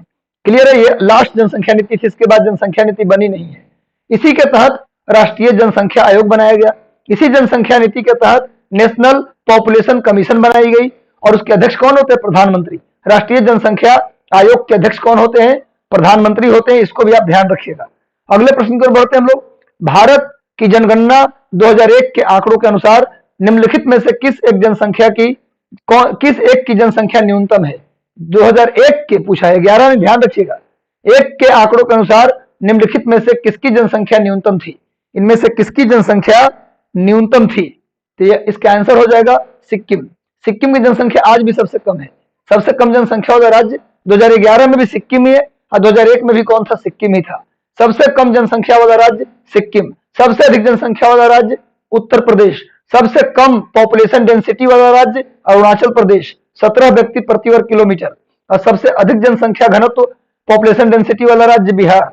तो पूछा जाए सबसे ज्यादा पॉपुलेशन डेंसिटी, तो बिहार का 1106 व्यक्ति। नोट कर लीजिएगा, बिहार स्पेशल में काम आएगा। 1106 व्यक्ति प्रति वर्ग किलोमीटर बिहार की पॉपुलेशन डेंसिटी, जो भारत में सबसे ज्यादा है। और सबसे कम अरुणाचल प्रदेश का 17 व्यक्ति प्रति वर्ग किलोमीटर। फर्क दिख रहा होगा आपको। सबसे कम जनसंख्या वाला राज्य सिक्किम, सबसे अधिक जनसंख्या वाला राज्य उत्तर प्रदेश, सबसे ज्यादा एरिया राजस्थान का, सबसे छोटा एरिया गोवा का, सबसे ज्यादा लिटरेसी रेट केरल में, सबसे कम लिटरेसी रेट बिहार का। क्लियर है? सबसे ज्यादा सेक्स रेशियो केरला का, और सबसे कम सेक्स रेशियो हरियाणा का। ये स्टेट में बता रहा हूं, केंद्र शासित प्रदेश में नहीं। अगर केंद्र शासित प्रदेश की बात करेंगे, राज्य की बात करेंगे, सबको मिला लेंगे टोटल, तो फिर दमन दीव। सबसे कम सेक्स रेशियो कहां है? दमन दीव में। लेकिन अगर केवल राज्यों की बात करें तो हरियाणा में। हरियाणा से भी कम दमन दीव में। ध्यान रखिएगा, ये क्वेश्चन आते रहता है। नेक्स्ट आते हैं, सारी जो अभी आंकड़ा मैंने बताया है, इतना उस सारी आंकड़ों को आपको नोट कर लेना है और बार बार रिवाइज करना है। जनसंख्या के घटते हुए क्रम में चीन और भारत के बाद कौन से 2 देश आते हैं? जनसंख्या के घटते क्रम में सबसे पहले तो चीन है, सबसे अधिक जनसंख्या वाला देश कौन है? चीन। उसके बाद भारत, उसके बाद यूएसए, उसके बाद इंडोनेशिया। तो कौन होगा? संयुक्त राज्य अमेरिका और इंडोनेशिया, यूएसए। यानी कि चीन, भारत, यूएसए और इंडोनेशिया। यानी 31 का आंसर क्या हो जाएगा? 31 का आंसर हो जाएगा बी। मैंने अगर लाइन से देखें तो पहले नंबर पे चीन है जनसंख्या में, उसके बाद भारत है, उसके बाद यूएसए है, उसके बाद इंडोनेशिया है और 5वें नंबर पे ब्राजील है। 5वें नंबर पे कौन है? ब्राजील। और ब्राजील के बारे में एक बेहतरीन बात यह है कि ब्राजील जनसंख्या के हिसाब से भी 5वें नंबर पर है और क्षेत्रफल के हिसाब से भी वो 5वें नंबर पर है। ब्राजील जनसंख्या और क्षेत्रफल दोनों के हिसाब से 5वें नंबर पर है। जनसंख्या में पहला स्थान चीन, दूसरा भारत, तीसरा संयुक्त राज्य अमेरिका और चौथा इंडोनेशिया और 5वां ब्राजील। उसी तरह क्षेत्रफल की बात करेंगे तो सबसे अधिक क्षेत्रफल वाला देश रूस है। यूएसएसआर पहले था लेकिन अब वो रूस हो गया। दूसरे नंबर पे कनाडा आता है। दूसरे नंबर पे कौन आता है? कनाडा। तीसरे नंबर पे चीन आता है, चौथे नंबर पे यूएसए आता है और 5वें नंबर पर कौन आता है? ब्राजील आता है। तो 5 क्रम से बताया मैंने, किसके लिए? क्षेत्रफल के हिसाब से। क्षेत्रफल में पहला रूस, दूसरा कनाडा, तीसरा चीन, चौथा यूएसए और 5वां ब्राजील। उसी तरह जनसंख्या में चीन, भारत, यूएसए, इंडोनेशिया और ब्राजील। यानी ब्राजील जनसंख्या क्षेत्रफल दोनों के हिसाब से 5वें नंबर पर है, ध्यान रखिएगा। अगले प्रश्न में हम लोग आते हैं, निम्नलिखित में से कौन सा एक जल डमरू मध्य है? कौन सा एक स्ट्रेट? जल डमरू मध्य या आप जल संधि बोलिए, एक ही बात है। ऐसा जल संधि जो देखने में डमरू जैसा लगता है उसी को हम लोग जल डमरू मध्य कहते हैं। अंग्रेजी में कोई डिफरेंस नहीं है। इंग्लिश में जल डमरू मध्य को भी अंग्रेजी में स्ट्रेट ही कहते हैं और जल संधि को भी स्ट्रेट ही कहते हैं। ऐसा स्ट्रेट, ऐसा जल संधि जो देखने में डमरू जैसा दिखे उसे बोलते हैं जल डमरू मध्य।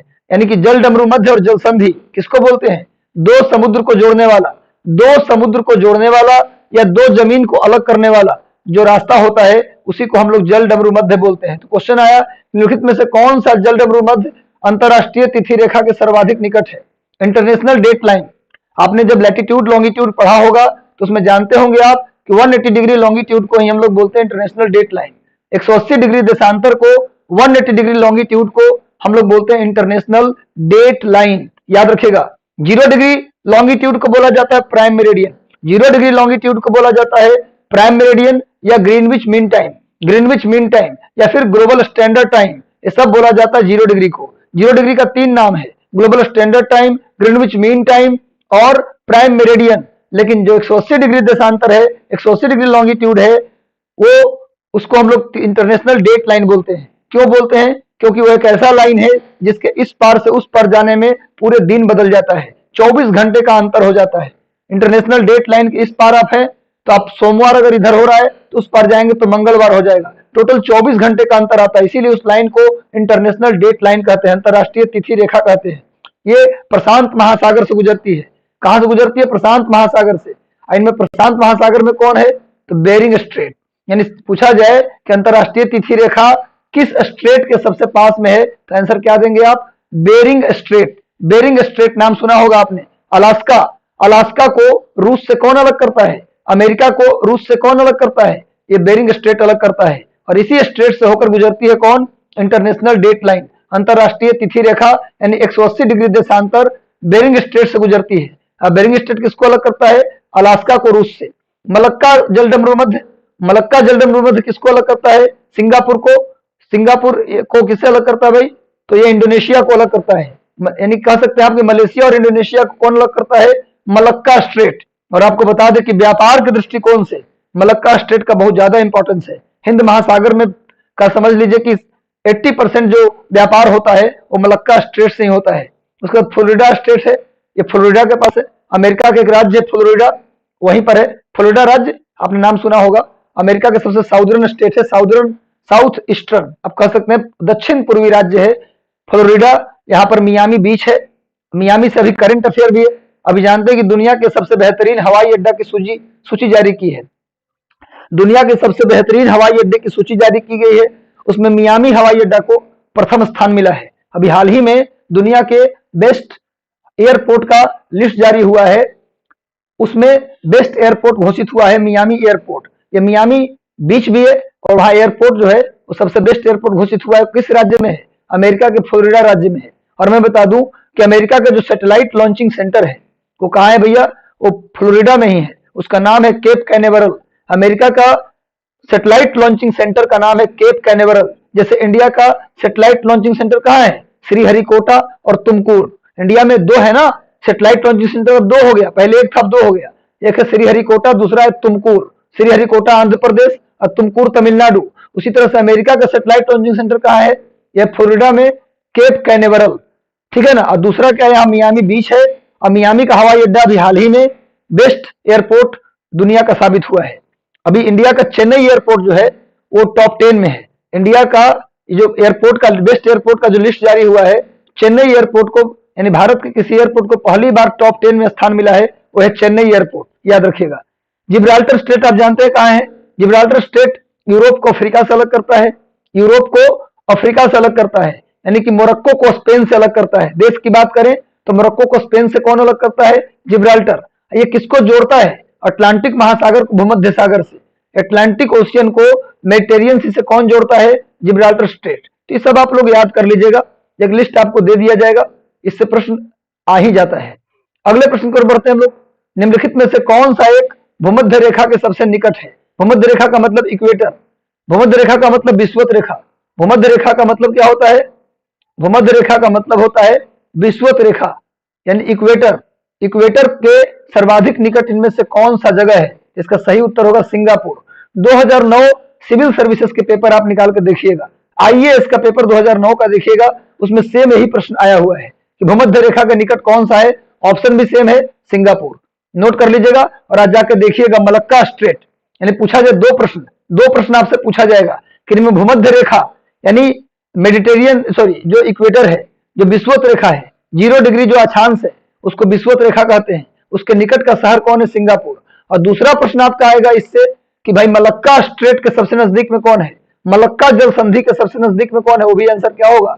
सिंगापुर। आप लोग याद रखिएगा। दूसरी बात आप याद रखिए, क्वेश्चन आता है कि विषुवत रेखा के ऊपर है सिंगापुर, इक्वेटर के ऊपर, भूमध्य रेखा के ऊपर है सिंगापुर। और एक और शहर है साउथ अमेरिका का, एक शहर है जिसका नाम है, साउथ अमेरिका का एक शहर है जिसका नाम है क्वीटो, इक्वेडोर की राजधानी क्वीटो, वो भी भूमध्य रेखा पर ही है। एक प्रश्न आया था कि इक्वेडोर की राजधानी क्वीटो और सिंगापुर ये दोनों भूमध्य रेखा पर ही हैं, दोनों एक ही अक्षांश पर हैं, पर दोनों के टेम्परेचर में आसमान जमीन का अंतर क्यों है? ये क्वेश्चन आया था कि सिंगापुर का टेम्परेचर 30 डिग्री प्लस होता है और क्वीटो का टेम्परेचर माइनस में होता है, ऐसा क्यों है? दोनों एक ही अक्षांश पे हैं तो दोनों में टेम्परेचर का ज्यादा डिफरेंस नहीं होना चाहिए था, फिर भी आसमान जमीन का अंतर है। ऐसा इसलिए है क्योंकि समुद्र तल से क्वीटो काफी ऊंचाई पर है, लेकिन सिंगापुर सी लेवल के आसपास है। सी लेवल से जो जितना ऊंचा होगा उसका तापमान उतनी ही कम होगी, ऊंचाई पर जाते हुए तापमान घटने लगता है। उसी तरह एक प्रश्न आया था बीपीएससी में कि चंडीगढ़ और शिमला एक ही लैटिट्यूड पर है, लेकिन दोनों के टेम्परेचर में आसमान जमीन का अंतर होता है, क्यों? इसका भी सेम आंसर होगा, सी लेवल से हाइट। तो जब भी इस तरह का प्रश्न आए तो आंसर क्या लगाइएगा? समुद्र तल से उसकी ऊंचाई के कारण दो अलग अलग शहर यदि एक ही लैटिट्यूड पे हैं तो उनके टेम्परेचर में अंतर होता है। चलिए अगले प्रश्न पर हम लोग आते हैं। निम्नलिखित कथनों पर विचार करें और दिए गए कूट से सही उत्तर को चुनें। दिए गए कूट से सही उत्तर को चुनें। तो चलिए कोटेशन क्या है? अजमान संयुक्त अरब अमीरात के 7 अमीरात में से एक है। अजमान जो है संयुक्त अरब अमीरात में टोटल कितने अमीरात हैं? 7। आपने सुना होगा नाम, उन अमीरातों का नाम आपने सुना होगा, Ajman, Dubai, Abu Dhabi, Sharjah, ये सब जो नाम ले रहा हूं, संयुक्त अरब अमीरात के जो 7 अमीरात हैं, 7 अमीरात में मिलकर 7 अमीरातों से मिलाकर क्या बना है? यूएई, संयुक्त अरब अमीरात बना है। तो संयुक्त अरब अमीरात 7 अमीरातों से बना, उसमें एक अमीरात कौन है? अजमान है, दूसरा दुबई है, तीसरा अबू धाबी है, चौथा शारजाह है। ये सब क्या है? संयुक्त अरब अमीरात में, यूएई में अमीरात है। वैसे संयुक्त अरब अमीरात की जो राजधानी है वह अबू धाबी। संयुक्त अरब अमीरात यूएई की जो राजधानी है वो कहाँ है? Abu Dhabi. दूसरा है रस अल खैमा, संयुक्त अरब अमीरात से जुड़ने वाला अंतिम अमीरात है। शेख राज्य का मतलब अंतिम अमीरात है, यह भी बिल्कुल सही है। तो आंसर क्या हो जाएगा? सी। 1 और 2 दोनों सही है, 1 और 2 दोनों सही है। तो कौन कौन अमीरात अभी आपने पढ़ा? संयुक्त अरब अमीरात में कौन कौन सा अमीरात पढ़ा? Ajman, Dubai, Abu Dhabi, Sharjah, रस अल खैमा। तो कितने पढ़ लिए आप लोग? 5 पढ़ लिए, बाकी आप कर लीजिएगा। 7 टोटल अमीरात हैं। निम्नलिखित में से किस एक में माल्टा स्थित है? माल्टा एक देश है, माल्टा एक छोटा सा देश है। इसकी खासियत है, माल्टा जो है भूमध्य सागर में है। इसका सही उत्तर क्या हो जाएगा? मेडिटेरियन सी। माल्टा भूमध्य सागर में है और कॉमनवेल्थ का मेंबर भी है। आपने सुना होगा कि ब्रिटेन के कब्जे में जितने भी देश थे, जब वो ब्रिटेन से आजाद हुए तो ब्रिटेन सरकार के द्वारा एक संगठन बनाया गया था जिसका नाम था कॉमनवेल्थ। कॉमनवेल्थ राष्ट्रमंडल, उसमें इंडिया भी मेंबर बना। 1949 में कॉमनवेल्थ का मेंबर कौन बना? इंडिया बना, और उसका एक मेंबर माल्टा भी है। कॉमनवेल्थ का एक मेंबर माल्टा भी है। माल्टा भूमध्य सागर में है। इसकी एक विशेषता यह है कि माल्टा की राजधानी है बलेटा। माल्टा की राजधानी कहाँ है? बलेटा। इसके माल्टा की जो राजधानी बलेटा है उसे उसे माल्टा का मथुरा और काशी कहा जाता है। उसे माल्टा का मथुरा और काशी कहा जाता है। माल्टा बहुत खूबसूरत सा छोटा सा आइलैंड है, एक छोटा सा द्वीप है भूमध्य सागर के बीचों बीच। उसकी जो राजधानी है ना, उसे मथुरा और काशी कहा जाता है। क्यों? क्योंकि मथुरा और काशी में जिस तरह से गलियां मिलती है ना, अब मथुरा चले जाओ, वृंदावन चले जाओ, पतली पतली गली आपको मिलेगा। बनारस में आपको पतली पतली गली मिलेगा, उस टाइप की फीलिंग आएगा। अगर आप बलेटा चले गए माल्टा में तो आपको गली वाला जगह मिलेगा बहुत सारा, इसलिए उसको काशी और मथुरा कहा जाता है। तो माल्टा कॉमनवेल्थ का मेंबर है, भूमध्य सागर में। इसका आंसर हो गया बी। अगले प्रश्न की ओर हम बढ़ते हैं। निम्नलिखित में से कौन से एक राज्य के नीति निर्देशक तत्वों में शामिल है?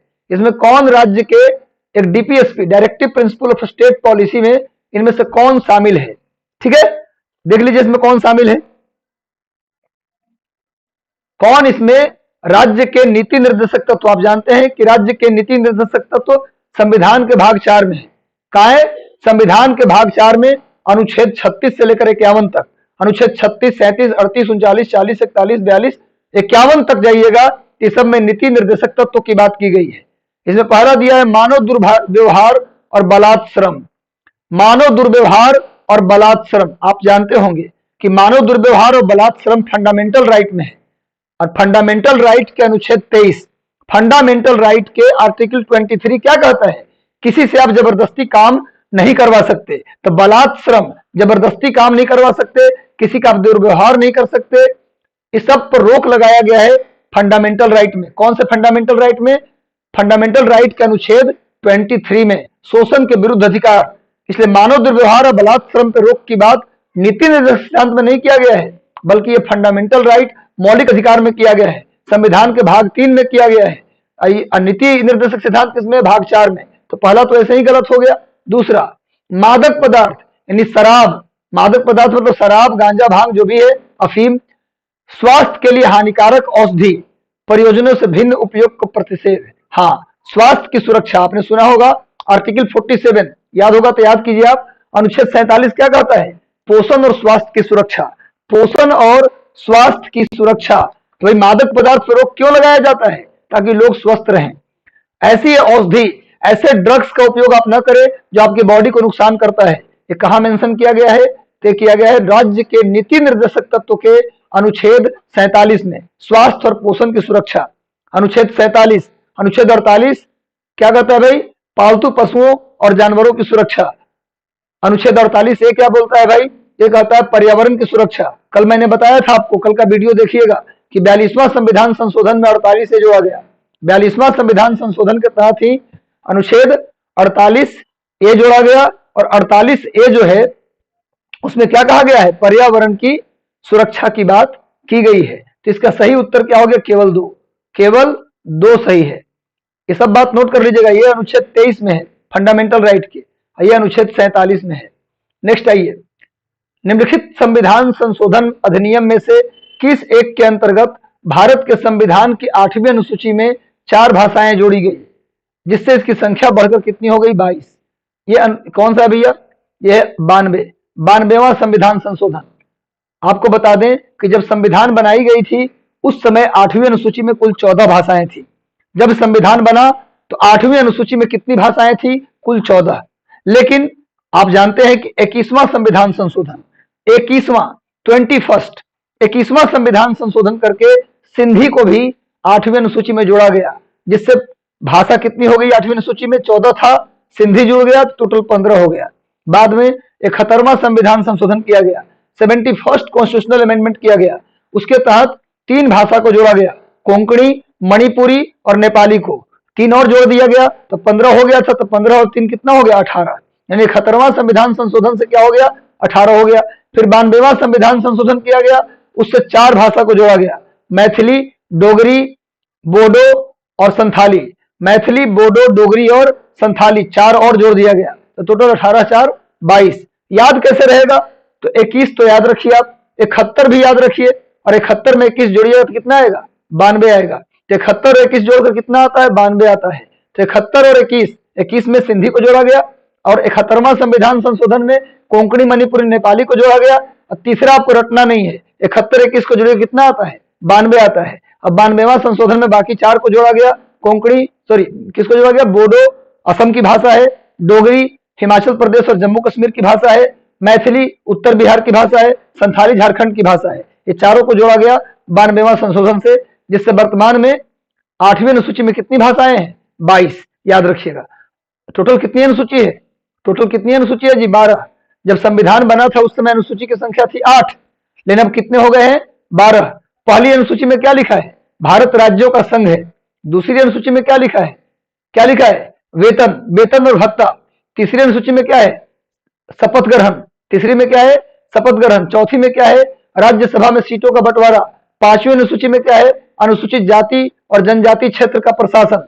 6ठी में कौन सा है भैया, तो असम, त्रिपुरा, मेघालय, मिजोरम और अरुणाचल प्रदेश के लिए विशेष प्रावधान। पहले 4 राज्य थे, असम, त्रिपुरा, मेघालय और मिजोरम, ये 4 राज्य के लिए विशेष प्रावधान थे।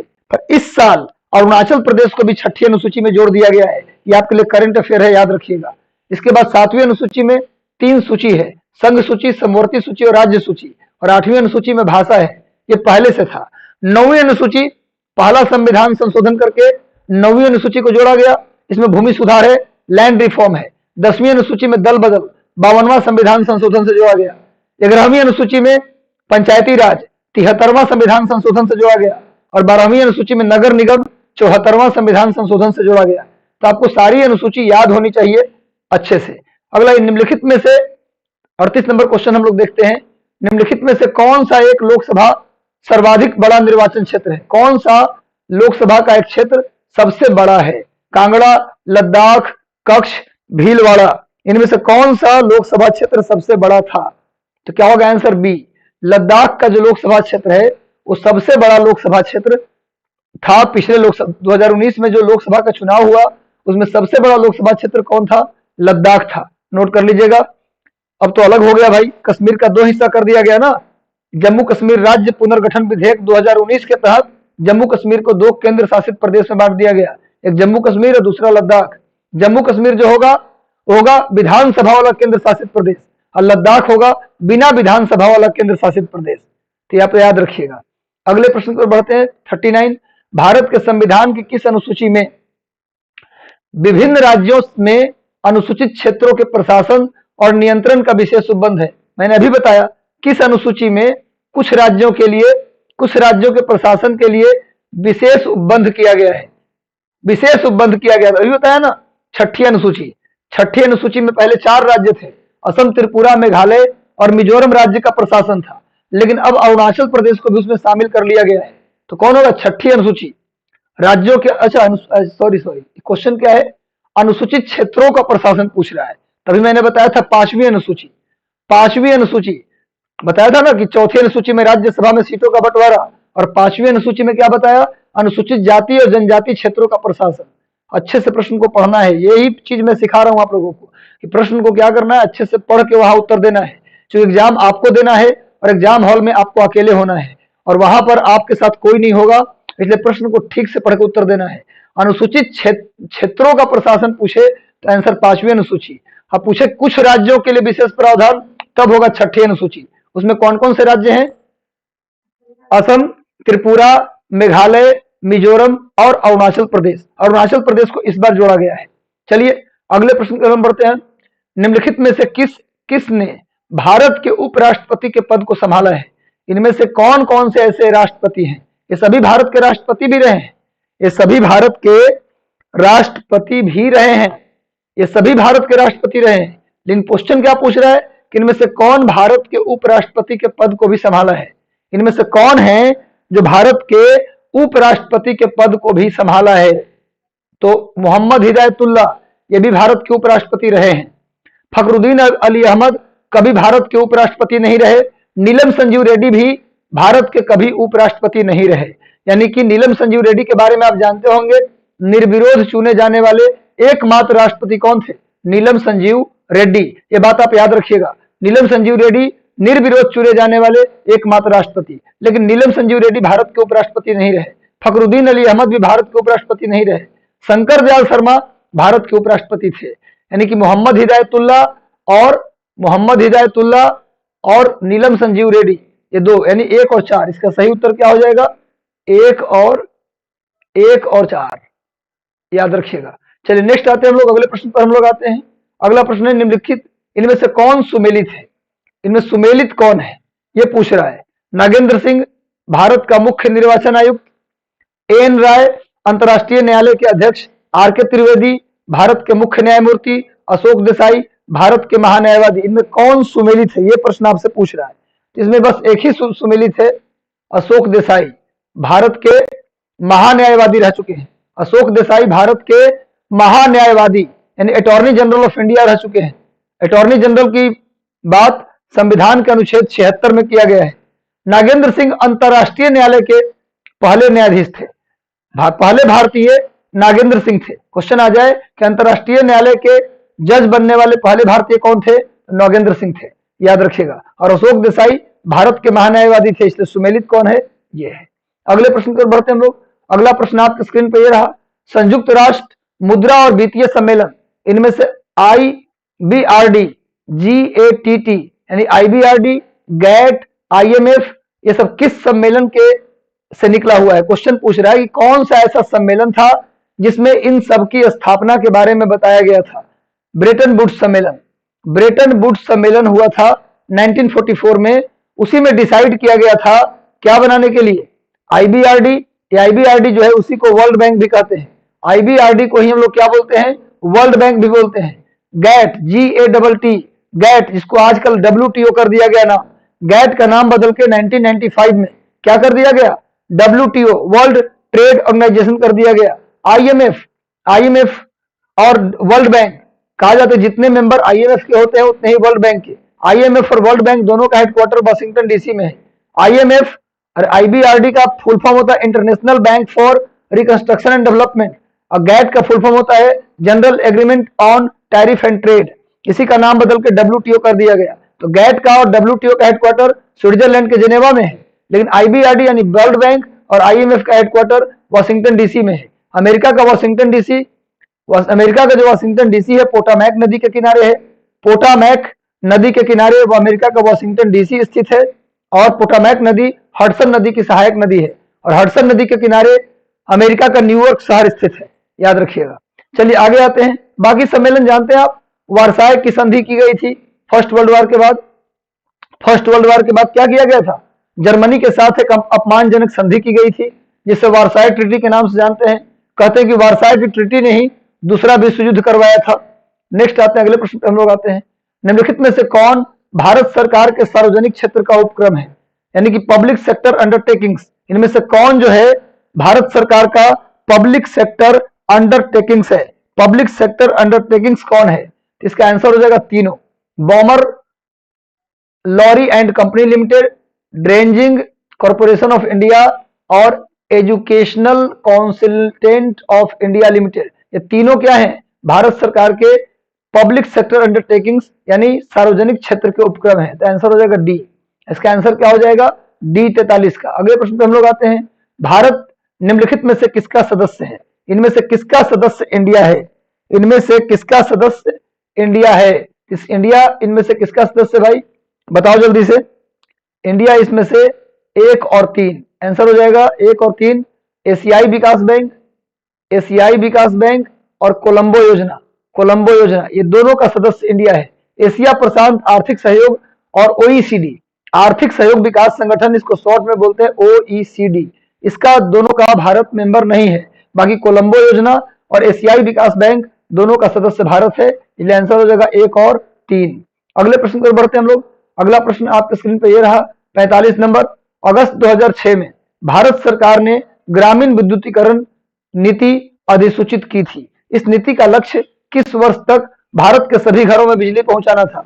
2006 में जो ग्रामीण विद्युतीकरण नीति लाई गई थी भारत सरकार के द्वारा, उस समय प्रधानमंत्री डॉक्टर मनमोहन सिंह थे। तो 2006 में जो ग्रामीण विद्युतीकरण नीति लाई गई, उसके तहत सभी घरों में बिजली पहुंचाने का लक्ष्य कब तक रखा गया था? कब तक सभी घरों को बिजली मिल जानी चाहिए, उसका लक्ष्य रखा गया था 2012 तक।